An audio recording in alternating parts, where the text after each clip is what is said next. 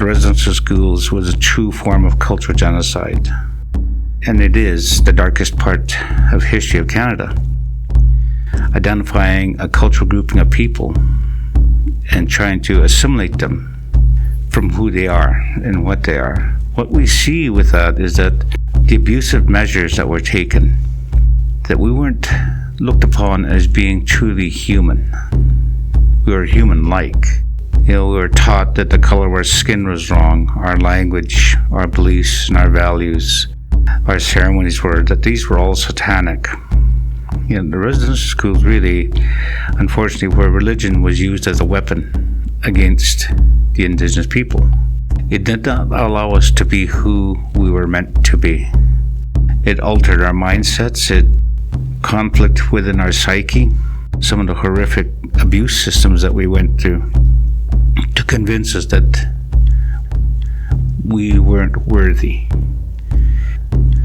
I think one of the statements that was made at the federal level is that to turn the Indigenous people, and that time they said the Indian people, into white, civilized, Christian human beings. That didn't happen. What it created is a tethered cultural grouping of people. It tore the fabric from our people of who we are. It removed us from a lot of our traditional ways of doing, being, and knowing. Part of our journey of healing is that we need to be able to address that, but we also need to have people who are willing and have the courage and bravery to listen to the truth. To know that there was a system in place that, as Duncan Campbell Scott mentioned, to kill the Indian inner child.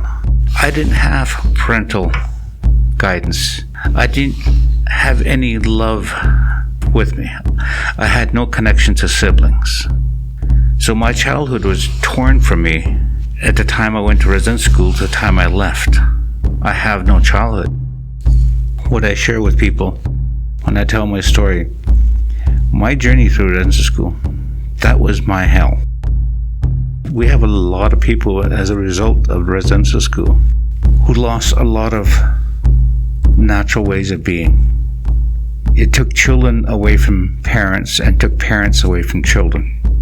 The connectedness between parent and child was taken from them. It taught us how to be more abusive. It brought out suicide amongst our people as a way of ending a nightmare. Those became learned behaviors. Children were used as at ransom because the parents were not going to react in fear that their children would be harmed, not realizing it was already happening in the walls of the residential school. But it was a way to control the people, again, to go back, to appropriate the lands. What people are looking at is they look towards the Indigenous people and saying, we need to look at what is reconciliation, how do we work with that? We didn't do the harm. It's not for us to reconcile. It's for non-Indigenous people to reconcile what had happened, what their ancestors had done wrong, to reconcile those differences.